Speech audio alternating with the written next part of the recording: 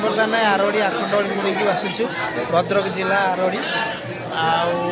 ସୁବାସ ମୋ ସାଙ୍ଗ ଆଜି ପ୍ଲାନିଂ କଲୁ ଗୋଟେ ଖୁସିରେ ଆଇଲୁ କେତେ ଲୋକ ଦେଖୁଛୁ ଆଜି ସୋମବାର ଯାହା ଭାଗ୍ୟ ପ୍ରତିବର୍ଷ ବି ଆସିବାକୁ ଆମକୁ ସୁବିଧା ମିଳୁଛି ପ୍ରତିବର୍ଷ ଆର ବର୍ଷ ବି ଆସିଥିଲୁ ଏ ବର୍ଷ ବି ଆସିଥିଲୁ ଆଗକୁ ବହୁତ ଦେଖାଇବୁ ଆଉ ଆମର ସବସ୍କ୍ରାଇବ୍ କରୁଥିବେ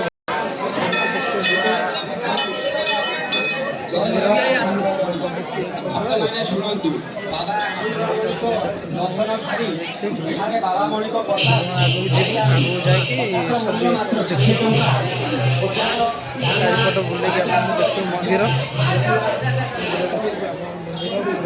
ହେଇଯାଇଛି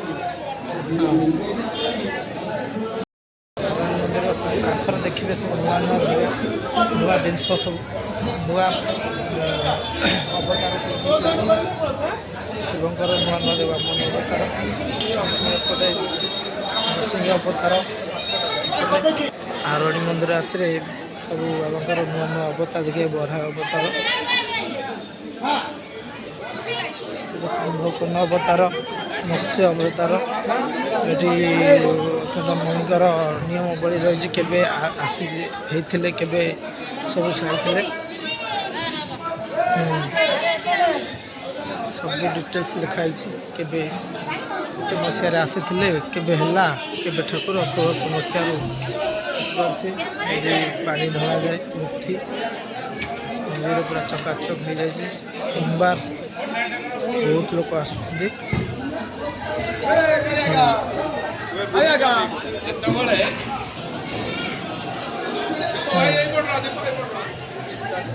ବୁଲିକି ଆଜି ଯିବୁ ତାର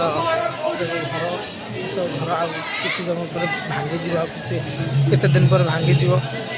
ପ୍ରାୟ 100 ଫୁଟ ଦୂରରେ ସବୁ ହେବ ବାବା ଆଖଣ୍ଡଳମଣି ଆରଡ଼ି ଭଦ୍ରକ ଜିଲ୍ଲାର ପହଞ୍ଚିଛି ଆଉ ଆସିଥିଲି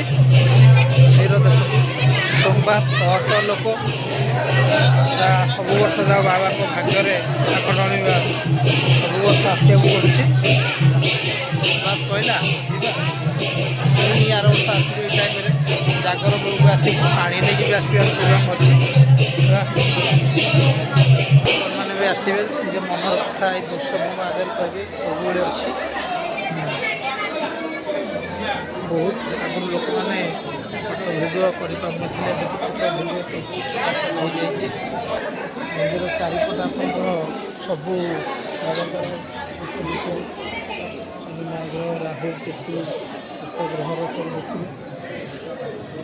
ମନସ୍କାମନା ପୂର୍ଣ୍ଣ ବି ହେବ ଆସିବେ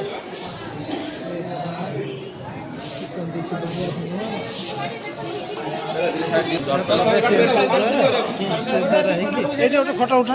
ଆଉ ଗୋଟେ ନୂଆ ଜିନିଷ ଅଛି ଯାହା ମାନସିକ ହେଲେ ଛୋଟ ପିଲା ମନ୍ଦା ହେବେ ମନସ୍କାମନା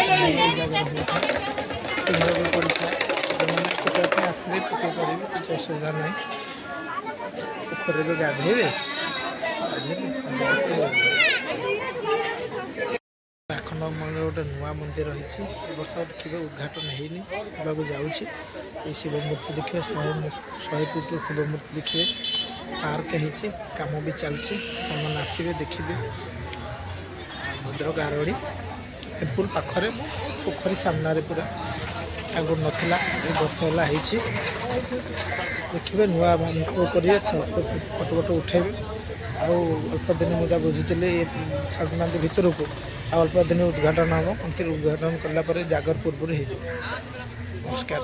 ଭିଡ଼ିଓ ଦେଖିବା ପୂର୍ବରୁ ଆଗରୁ ବି ଦେଖିବୁ ଯଦି ମୋର ନୂଆ ନୂଆ ଜାଗା ନୂଆ ନୂଆ ଟ୍ରାଭେଲିଂ ଲାଇକ୍ ସବସ୍କ୍ରାଇବ୍ ସେୟାର କରି ଆଦିତ୍ୟ ଟ୍ରାଭେଲର ଚ୍ୟାନେଲ ନମସ୍କାର କଥା ମୋ ସାଙ୍ଗକୁ କହିଥିଲି ଆସି ଭିତରକୁ ଯିବ ବୋଲି ମନ୍ଦିର କିନ୍ତୁ ଗେଟ୍ ବନ୍ଦ କରିଦେଇଛନ୍ତି ଉଦ୍ଘାଟନ ହେଇନି ଜାଗର ବେଳକୁ ଉଦ୍ଘାଟନ କରିଦେବା ଆଉ ଥରେ ଆସିବା ଆଉ ହେଲା ଉଦ୍ଘାଟନ କଲେ ଭିତରକୁ ଯିବା ଫଟୋ ଭିଡ଼ିଓ କରିବା ଆର ଉଦ୍ଘାଟନ ହେଇଲେ ମାନେ ସିକ୍ୟୁରିଟି ଗାର୍ଡ଼ ରହିନାହାନ୍ତି ବୋଲି ଆଜି ବନ୍ଦ କରିଦେଇଛନ୍ତି ଆଉ ନହେଲେ 100 ଫୁଟର 60 ଫୁଟର